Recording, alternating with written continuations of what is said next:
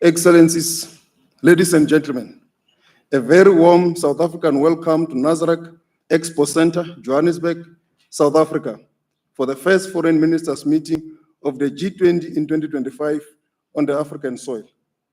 It is also the first G20 foreign ministers meeting happening in the African continent. We have no doubt that during your stay in our beautiful country, you will experience its captivating beauty, as well as the warmth, friendly, and the diversity of its people. We are gathered here in the hall named Under the Tree. In African folklore and communities, we gather under a tree to have difficult conversations that challenge. I hope that this hall will present a good platform for all the G20 participants to find solutions to global challenges. Let me first take this opportunity to thank His Excellency Ambassador Mario Vieira, the Honorable Minister of Foreign Affairs of the Federal Republic of Brazil, for hosting me and my delegation during the G20 handover ceremony in Brasilia. South Africa continues to look forward to your guidance as members of the Troika as we navigate through our G20 presidency. In the same breath, I would like also to welcome the incoming member of the Troika, the United States of America. We are confident that this new Troika will be a source of wisdom as we seek to steer the work of the G20 to a successful conclusion. South Africa looks forward to your support and continued contribution. As we have seen in the program that has already been circulated, our meeting today commences with this opening session as well as two main sessions. In the first session, we'll discuss the global geopolitical situation, while in the second session, we will deliberate on South Africa's G20 priorities and high-level deliverables. It is our hope that we will have rich and productive engagement on these issues, setting the tone for the remainder of the South Africa's G20 presidency in the lead-up to the November 2025 Leaders Summit. We are honored by the presence of the President of the Republic of South Africa, His Excellency Mr. Matamela Cyril Ramaphosa, whom I have the pleasure to introduce to you to deliver his welcoming address. Mr. President, over to you, sir.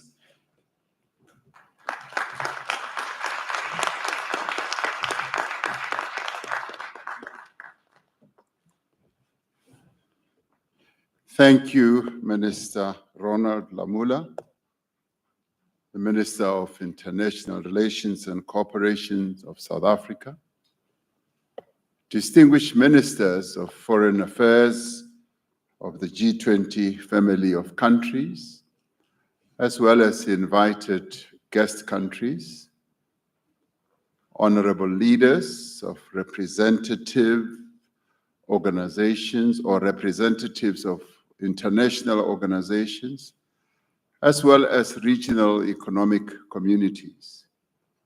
I also extend my greetings to heads of delegations who are here present, and all of you honored guests, and particularly the galaxy of media representatives that I see here. Welcome, and a really warm, hearty welcome to this first foreign ministers meeting under South Africa's G20 presidency. You have now arrived finally, and you may not believe this, to the most beautiful country ever to be made in the world. So welcome. It is significant that the G20 Leaders Summit later this year will be convened for the first time on African soil. This, in many ways, highlights the growing importance of the African continent in global economic, political, and environmental discussions that are ensuing around the world.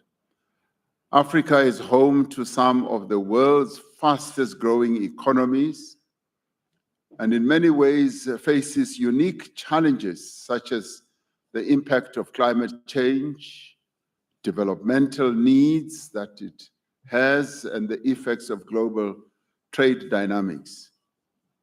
This summit's location underscores the need for African voices to be heard on critical global issues like sustainable development, the digital economy, and the shift towards the green energy. It is a great opportunity, too, to promote greater collaboration between African nations and the rest of the world. But it is also a great opportunity for all of us as members of the G20 and invited countries to engage in serious dialogue. Geopolitical tensions and rising intolerance, conflict and war, climate change, pandemics, and energy and food insecurity do threaten an already fragile global coexistence. These challenges are interconnected. They require responses that are inclusive and responses that should be well coordinated through various forums such as the G20. Yet there is a lack of consensus amongst major powers, including in the G20, on how to respond to these issues of global significance. Extreme poverty and growing inequality within and among nations weigh heavily on the conscience of the world. We are just 5 years away from 2030, the deadline for achieving the Sustainable Development Goals as adopted by our United Nations. As the international community, we committed ourselves to this very ambitious agenda to end poverty and hunger, to protect our planet, to achieve greater equality, also gender equality, to have universal education, health coverage, and to promote decent work and sustainable economic growth. Our commitment to achieve these targets, we must not waver from trying to achieve them. The nations of the world look to the G20 for leadership, for inspiration, and for guidance on the most pressing issues confronting our world, more so now at this time in the history of our world. Just as cooperation supported the progress of early humans, our modern day challenges can only be resolved through collaboration, through partnership, through dialogue, and through solidarity. This is why South Africa has placed as its theme for the G20 the issues of solidarity, equality, and sustainability. These are at the center of South Africa's presidency of the G20. We would like our G20 presidency to be one in which all voices are heard and in which all views should count. The G20 represents over 2/3 of the world's population. Its decisions and policies reflect the needs and aspirations of all who form part of the G20 family. The G20 must also seek to reflect the needs and aspirations of all people who call this planet their home. This year marks 80 years since the United Nations was founded and the UN Charter was adopted. The United Nations was established to reaffirm fundamental human rights, to promote social progress, and to save successive generations from the scourge of war. While these essential goals of the United Nations remain, the world has changed in fundamental ways. The UN must also change accordingly. We continue to call for the UN Security Council, the multilateral trading system, and the international financial architecture to be realigned, to be reformed, to make them more representative, more agile, and more responsive to today's global realities. As the G20, it is critical that the principles of the UN Charter, multilateralism, and international law should remain at the center of all our endeavors. It should be the glue that keeps us together. The conflicts between Russia and Ukraine, conflicts that's raging in the eastern part of the Democratic Republic of the Congo, in the Sudan, in the Sahel, and in Gaza, continue to exact heavy human toll and heighten global insecurity. South Africa welcomes the ceasefire agreement reached between Israel and Hamas as a crucial first step towards ending the severe humanitarian crisis faced by the Palestinian people in Gaza. This ceasefire must lay the basis for a just and lasting peace in line with UN resolutions, in line with international law and internationally agreed parameters. As the G20, we must continue to advocate for diplomatic solutions to conflicts. Our own experience as South Africa is that the peaceful resolution of conflict through inclusive dialogue is the foremost guarantor of sustainable and lasting peace. So, Your Excellencies, the climate crisis is no longer a threat. It is a catastrophic reality that all of us in the world must face. Last year, global average temperature exceeded 1.5 degrees Celsius above pre-industrial levels or industrialization levels for the first time. The impact of climate change places a disproportionate and unjust burden on the poorest, as well as the most vulnerable. As the G20, we must seize this opportunity of crisis to innovate and drive sustainable solutions. We must remain true to the original G20 mandate of promoting strong, sustainable, as well as balanced and inclusive growth. In line with this mandate, South Africa has identified 4 priorities for its G20 presidency. These are issues we would like all of us to engage with. Firstly, we should take action to strengthen disaster resilience as well as response.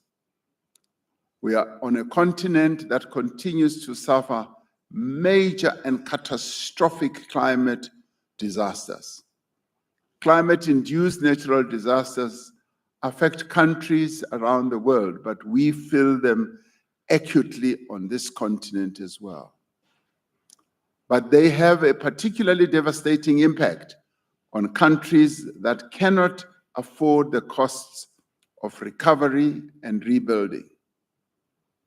We will call on G20 leaders to urge the global community, including international financial institutions, as well as developmental or development banks, and the private sector to scale up post-disaster reconstruction.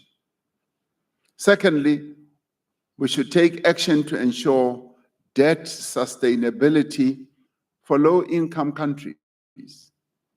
Developing economies are currently experiencing the highest borrowing costs in nearly 2 decades. The Secretary General of the United Nations says that poor countries pay up to 8 times more than your more developed economies when it comes to servicing their debt. Debt payments are essentially crowding out vital domestic expenditure and diverting critical resources away from those countries' development. More than 3.3 billion people live in countries where interest payments of debt exceed the payments or expenditure that is made for education and health as well. The G20 needs to renew its efforts to advance debt sustainability, with a particular emphasis, yes, I would say on African countries, but more broadly on countries in the global south who continue to face those challenges. Thirdly, we believe that it is important to mobilize finance for a just energy transition. Although climate change affects developed countries as well as developing economies alike, the impact is uneven. Every nation has a responsibility to contribute to global climate effort in line with the principle of common but differentiated responsibilities and respective capabilities. Those most responsible for climate change do have a duty and a responsibility to support those least responsible. G20 leaders should secure agreement on increasing the quality and quantity of climate finance flows to developing economy countries. Now, this is not new. The world has been dealing with these matters in various forums, and we do believe that the G20 forum is a very credible forum to take these discussions forward. And this includes strengthening multilateral development banks, enhancing and streamlining support for country platforms such as the Just Energy Transition Partnership, which a country like South Africa entered into with its partners, as well as other countries who have followed suit, and also with a view of leveraging private capital more effectively as we address this just energy journey. Fourthly, we will seek to harness critical minerals for inclusive growth and sustainable development. We will champion an inclusive G20 framework on green industrialization and investment to promote value addition and beneficiation of critical minerals. And this we will do with a view of ensuring that the benefits flow mutually to all. And we're not talking about a one-dimensional benefit only. All should benefit. In other words, both the South and the North should be able to benefit. South Africa will seek to take forward the recommendations of the 2024 report on energy transition minerals. Now, long before our freedom was won, South Africa's founding father, Nelson Mandela, spoke of a society in which all persons live together in harmony and with equal opportunities. This universal aspiration is reflected in the UN Charter. As a premier forum for international economic cooperation, the G20 needs to play a leading role in the global agenda for people, planet, and prosperity. As we strive towards a common purpose, I think it is important that we should remember that cooperation is our greatest strength. Let us seek to find common ground through constructive engagement. Through the G20, we should be able to set the coordinates of a new course for human progress, one that is founded on solidarity, equality, as well as sustainability. We will find that through solidarity, we've been able to make progress as humanity. Through fostering equality, we've been able to, and through engendering sustainability, we have a better future as humans on this planet ahead of us. This task is now in our hands as the G20 family, and I do believe the various meetings we are going to hold throughout the year, this one being one of the key ones, will lead us in the direction that we all seek to move in. So I thank you, and once again, I welcome you dearly to South Africa. Thank you very much.